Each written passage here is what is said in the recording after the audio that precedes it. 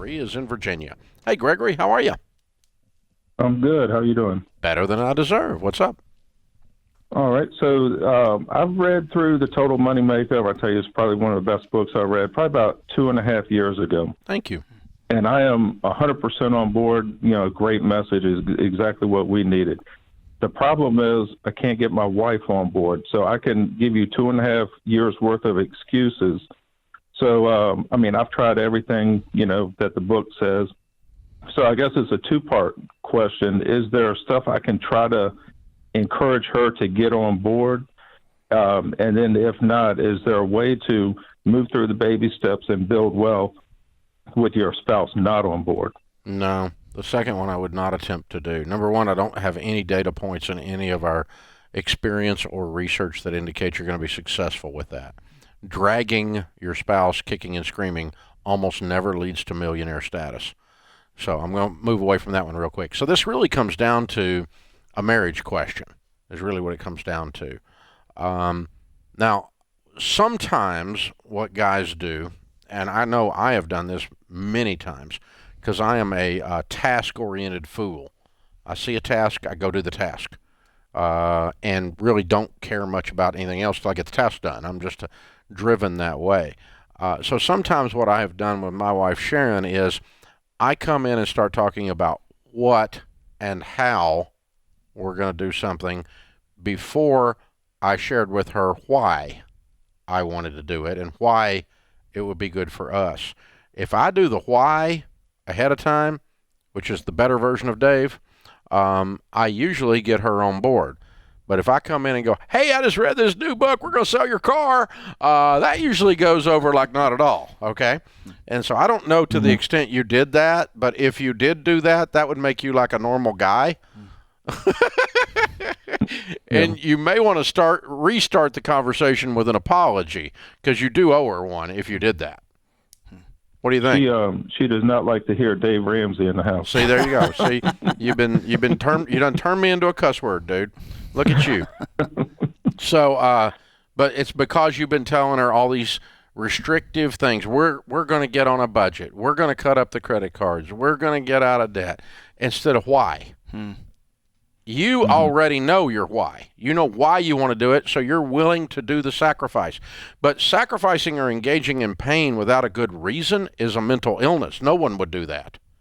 So you only would engage in pain if it gives you a greater good. I don't want to live like no one else unless I get to later live and give like no one else. There has to be a payoff on the other side, and that's the why. So what is it that gets her excited in the future? If you were debt-free and had a big pile of money, what would be her favorite thing to do? Travel? And, I've tried that because she wants to move to the beach. Okay.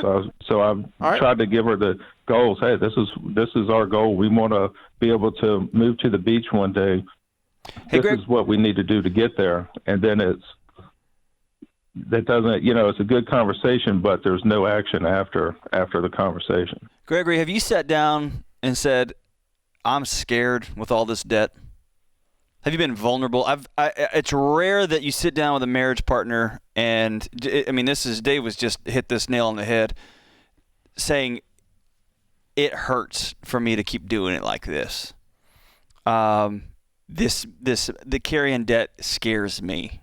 Look around what's going on right now. Those who are not leveraged have a much better shot of getting out with fewer bruises on the back end of this, what's going on right now. And when you sit down with your spouse and you talk from a place of vulnerability, man, that can be unnerving on your end, because she might say, I don't care. And now you got another problem, right? But at least you're putting your why on the table and being honest. Have you done that? Have you sat down with her that way? In a roundabout way, yes. We've sat down. It's roundabout yeah. Husband roundabout means not really. Yeah. Well, we've sat down and gone over, listed all our debt. And, that's tactics, tried to go over a budget, but it's not. Those are tactics. Yeah, that's what and how. That is not why. And so it needs to be that you spend. You have gone. I think you've done what I'm talking about more than you realize. Just listening to you. And I don't think you ever need to say Dave Ramsey again in your house. Because I'm not the problem, and I'm also not the solution. You figure out why you're willing to sacrifice to win, and both of you get a why that you're willing to do that, and then you do the tactical sacrifices to win. And that's the process. If you can't do that, and you're starting to throw up your hands, even in our conversation and discussed, this is not going to go well in your marriage. So you may need to sit down with a marriage counselor or with your pastor and try to get her to hear you. You guys you're speaking two different languages, and you're not communicating. You're both making a lot of noise, but there's not real communication. Communication means you were understood and you understand. And you have not been understood, and I'm not sure you really understand either one. So that's what you guys need some help walking through this. And by the way, I don't know of many long-term, really high-quality marriages that at some point didn't have someone walk with them a little while and help them work through some rough patches. Absolutely. That's pretty much standard fare. Absolutely. I know we've been married almost 40 years, but at the 10-year mark, we just about had two hillbillies killing each other. It was, she's from the hills of East Tennessee. Frying pan throwing there's an Olympic event. So, it was ugly. But, and a great, wonderful marriage counselor filled with God's Spirit came into our life and, changed our life. And by the way, she's still a good friend of ours to this day, that lady is. And, that's my hope. We go to the dentist a couple of times a year. We talk to our pastor a few times a year. We, you go to the doctor once or twice. Like, make this a part of who you are, having somebody with you.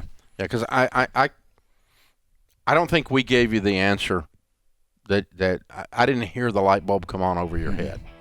So you're going to have to keep working on this, and what you've been doing isn't working. So you need to change. Something's got to change, and what she's been doing isn't working, so it's going to change. And maybe she didn't even want to go to a marriage counselor with you, but if I were you, I'd just go by myself, because all this is like marriage training. How to speak woman. Start with vulnerability. Start with I'm sorry.